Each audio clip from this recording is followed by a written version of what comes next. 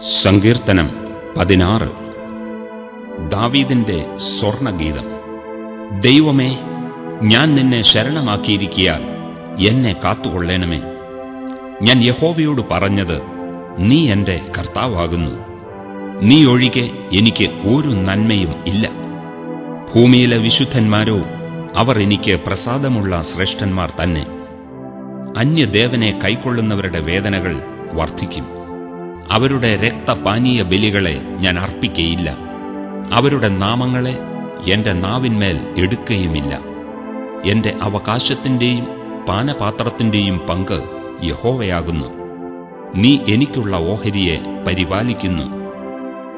അളവുനൂൽ എനിക്ക് മനോഹരദേശത്ത് വീണിരിക്കുന്നു. അതെ, എനിക്ക് നല്ലൊരവകാശം ലഭിച്ചിരിക്കുന്നു. എനിക്ക് ബുദ്ധി ഉപദേശിച്ചു തന്ന യഹോവയെ ഞാൻ വാഴ്ത്തും. രാത്രികാലങ്ങളിലും എന്റെ അന്തരംഗം എന്നെ ഉപദേശിക്കുന്നു. ഞാൻ യഹോവയെ എപ്പോഴും എന്റെ മുമ്പിൽ വെച്ചിരിക്കുന്നു.